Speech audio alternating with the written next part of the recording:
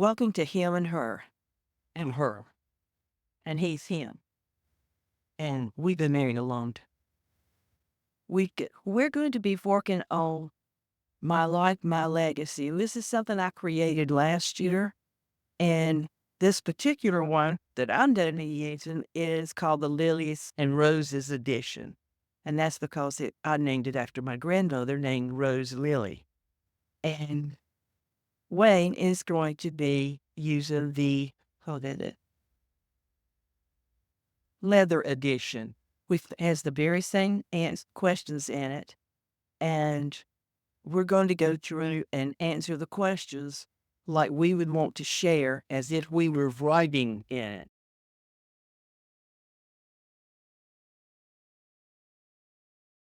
Describe your most embarrassing moment.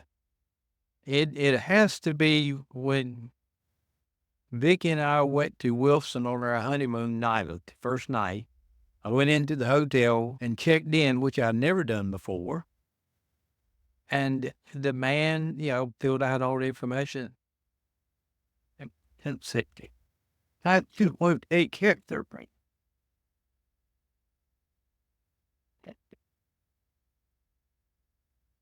And I said, I'm going to take a bit of care of it I can yet.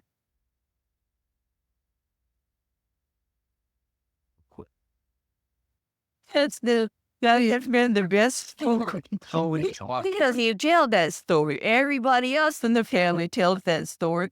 And it has been told over and over through the years. My daddy used to love to tell it over and over. And he laughed every time. I mean, after all, we were very naive. We were very young when we got married. And had never really been anywhere. So I'll give him that. But it's still been the best story of our marriage. And after he finally said, pay for it, I gave you the money. But when I just won't take the bed from best care of it, I didn't hand it. Well, there's a lot of mess. Okay. I have a couple of embarrassing moments. One was I was at a reception at the chancellor of the university's house where I was trying to get into graduate school. And I was talking to the dean of the graduate school, or listening. I don't do a lot of talking myself, but I dropped a chicken salad patty shell upside down on the chancellor's plush carpet.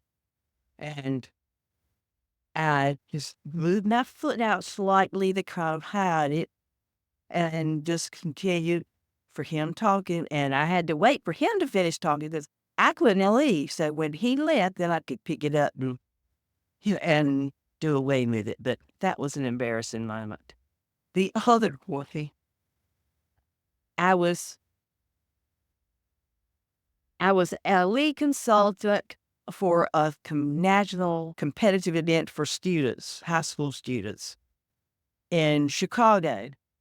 And I was sick, but there was nobody else that could do the job because I had prepared it all. I had to talk to all the other people who were in charge of different events within my section and get them on board with what they had to do and line up everything. And I just felt terrible. But when we had a right and wrong break, and I went to the restroom. And so I took that as an opportunity to rest. And I put my head in my hands and I just sat there for the longest time trying to feel a little better. But when I looked up, the door was wide open. I don't know how long I had been sitting there with the door wide open and people passing by, but that was the end of my rest. But I was so embarrassed, I just got out of there and hoped that no one saw it that knew me. But they probably still talking about that woman sitting in that stall with the door wide open to this day. So those are my two embarrassing moments. What is your proudest accomplishment? I can't say there's been a single accomplishment. I think getting my master's was an accomplishment. The work that I've done at the mental health center in a ways was an accomplishment. I think in my times as an accomplishment. So I don't have a single event that I could say this was my proudest moment. Other than Well, you've got a lifetime to be proud of. Aside from watching my children and grandchildren grow into beautiful, responsible, compassionate adults, I think my proudest moment was when I received my doctorate, because I started on that at the age of 49, and it was something that I'd always wanted to do. But while my children were growing up and we were so busy, I didn't have time to do all that, but it still was something I wanted to do. And so when I accomplished that, it was just very exhilarating, even though I knew I would never get back all the that I had invested into it. It was still something that I was proud of. is that went to school from 1967 to 2003. Yep. Didn't take me, but how long is that to get out of school? Well, a long time. That's how I'm at 46 years. What do you want to be remembered for? I didn't know, being nice to people, getting through, not costing society anything. People say, well, yeah, he was a pretty good guy. What more can you ask for in life? He said. And that's a hard question to answer, really. But I guess for me, I want to be remembered for my dedication to family.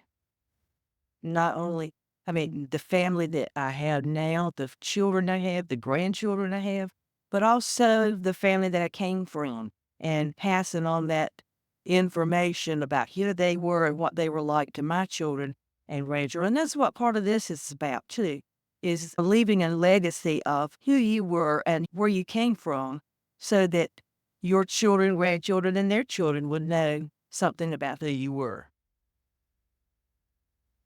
What is something most people don't know about you? I asked Vicki, what is something people don't know about me? And I think she's probably right. It's the wide range of interest and the reading that I do. I may be reading American history, world history, a historical novel about the Civil War, Bible history. I have a wide range of interest. Keep going, and it also frustrates me because there's so much I do want to read that I can't. And I don't know what something that most people don't know about me. A lot of my accomplishments and things, I think, were tied to schooling, because I thought I did very well at school. I skipped the 5th grade. Well, actually, I didn't skip the 5th grade. I did the 5th grade and the 6th grade in the same year. I had a sister skip the 1st grade, and a lot of people I know at that time, they didn't. Now you don't skip grade, but at that time, several people I know skipped the grade, and it was usually the 1st grade.